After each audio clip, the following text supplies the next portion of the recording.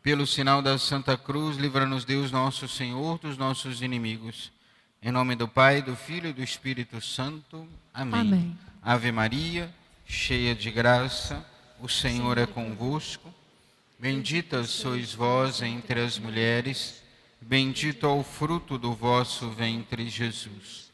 Santa Maria, Mãe de Deus, rogai por nós, pecadores, agora e na hora da nossa morte.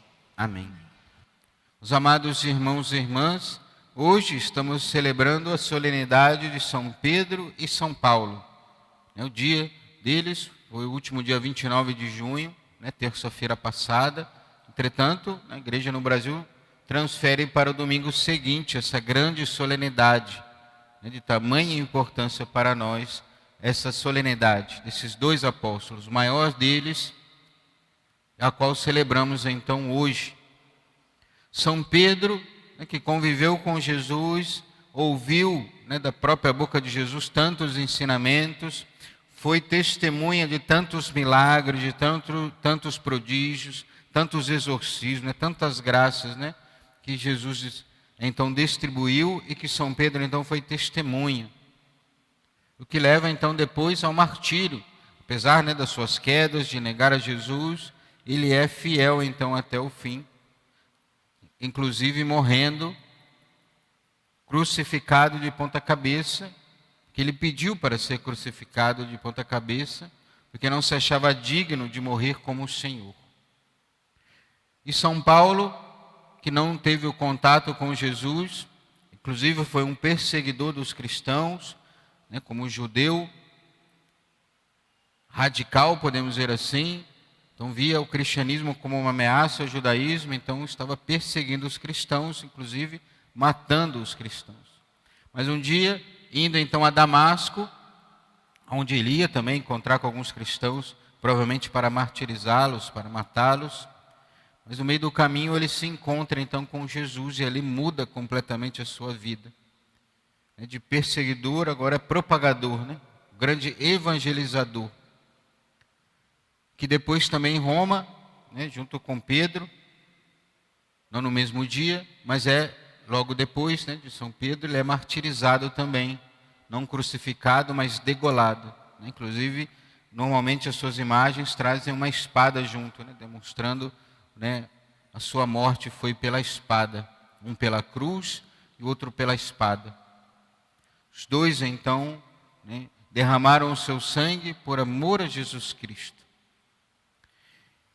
E hoje, então, no Evangelho a qual ouvimos de São Pedro, depois de Jesus, então, interrogar em Cesaré de Filipe, interrogar, então, os discípulos para saber o que os outros falam, o que os homens estão falando, o que por aí estão falando. A opinião em geral, o que estão falando, ser o Filho do Homem. E aí eles respondem, uns dizem que é João Batista, que é Jeremias, Elias, ou qualquer outro dos profetas. E então Jesus quer saber particularmente, e vós, quem dizeis que eu sou? E os amigos de Jesus quer saber a opinião daqueles que estão caminhando junto com ele.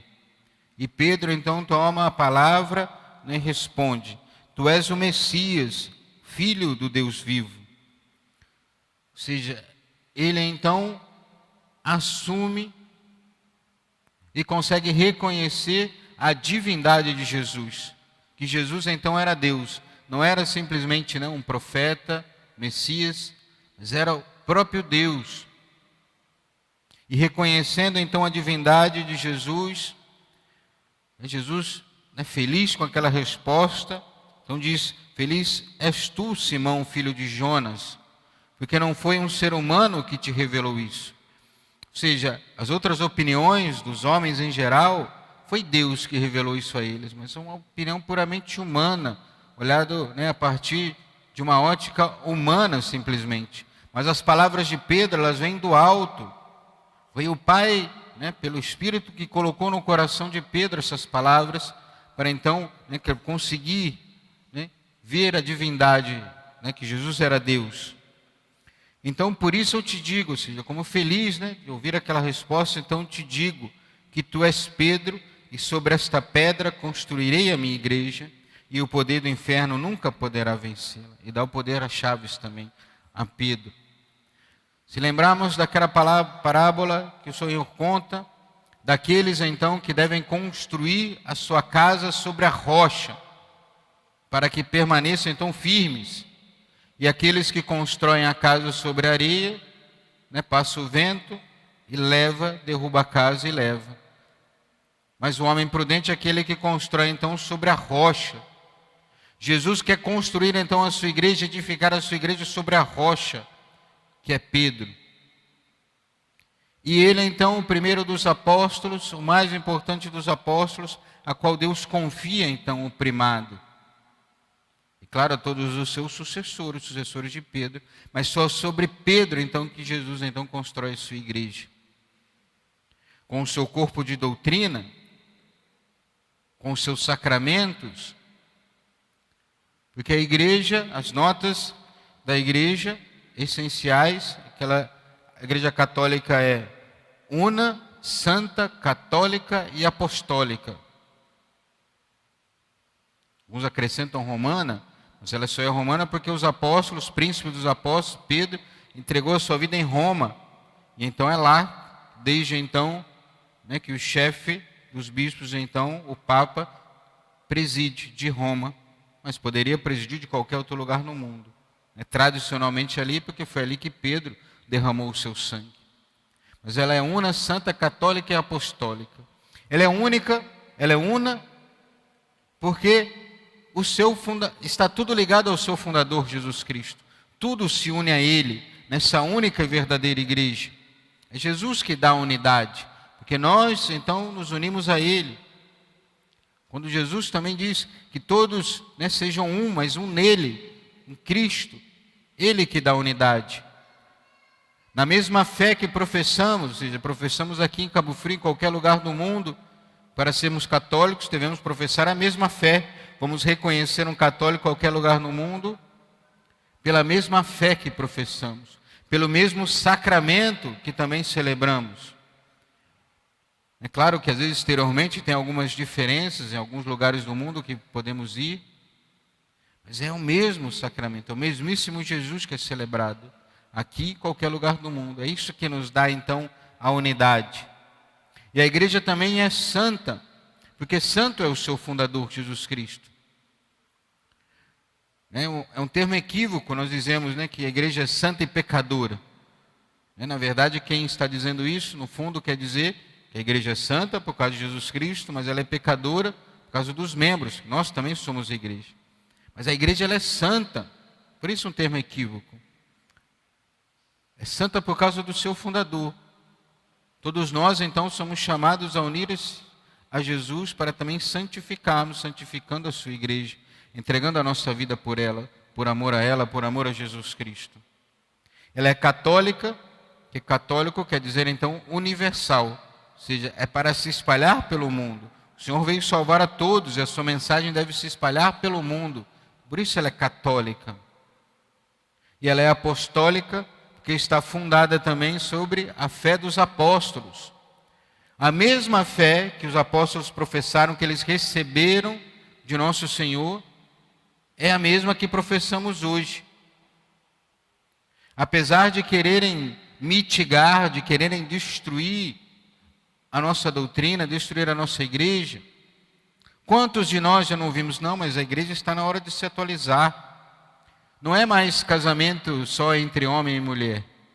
Há outras formas de família. A igreja tem que autorizar isso, abençoar tudo isso. O celibato sacerdotal já é uma coisa ultrapassada. Temos que derrubar isso. Qual o problema de alguém se separar e se unir a outra pessoa? A igreja tem que abençoar também. E tantas outras coisas que nós ouvimos que o mundo defende e que querem, claro, que nós então aderimos a tudo isso, que o mundo entre dentro da igreja e que nós assumamos tudo isso.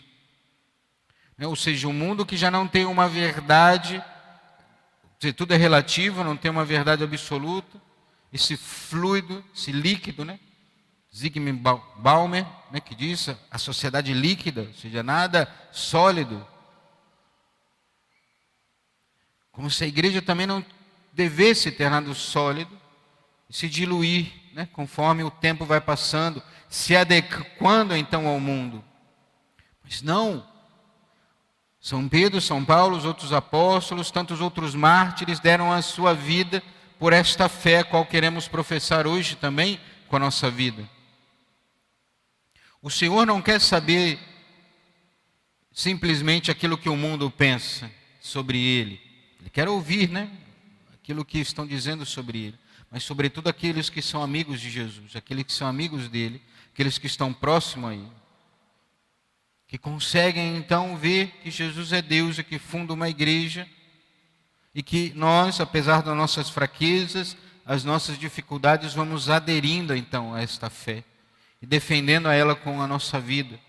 Vamos conhecendo cada vez mais, vamos rezando, nos aproximando de Jesus para termos essa fortaleza interior para defender esta fé. Não para que possamos, né, nos confundirmos com o mundo simplesmente. Ou seja, essas ideologias que são defendidas, esses dias, né, dos orgulhos diversos que vemos por aí, que são pecaminosos, e parece que muitos, né, dos católicos, para ser, né, normal com o mundo, podemos dizer assim, para não perder amizades, também se aderem a tudo isso. E negam então a sua fé. Mas que possamos então a partir de hoje, né, olhando as festas desses santos apóstolos que derramaram o seu sangue, um pela cruz e o outro pela espada. Por amor a Jesus, por amor à igreja de Cristo, por amor à fé de Cristo, e derramaram o seu sangue, e tantos outros na história da igreja, possamos nós também viver, claro, no mundo, porque vivemos, mas não aderindo ao mundo, mas levando a palavra de Deus ao mundo, através do testemunho, da entrega de vida, e não o contrário, querendo que o mundo invada a igreja. Pelo contrário, nós vamos invadir o mundo. Com aquela doutrina, mas também com um amor profundo, que temos a Jesus e por todos, e queremos que todos se convertam e encontrem a verdade. Não é simplesmente uma guerra, né, humana, onde queremos matar todo mundo, não. É uma guerra sobretudo sobrenatural. É uma guerra que estamos nesse mundo, mas os nossos inimigos não são também desse mundo. Uma guerra sobretudo sobrenatural, a qual o demônio quer a perdição de todos, para levar a condenação eterna a todos. E nós então queremos levar essa palavra a todos, seja quem for, para que todos conheçam essa verdade e se convertam e também possam entregar a sua vida por amor a Jesus. Peçamos à Santíssima Virgem Maria, Rainha dos Apóstolos, possa nos ajudar também cada vez mais a amar, conhecer a fé, mas também defender cada vez mais, com a graça de Deus, a intercessão da Virgem Maria e dos santos apóstolos. Louvado seja nosso Senhor Jesus Cristo, para sempre seja louvado, e sua Mãe Maria Santíssima.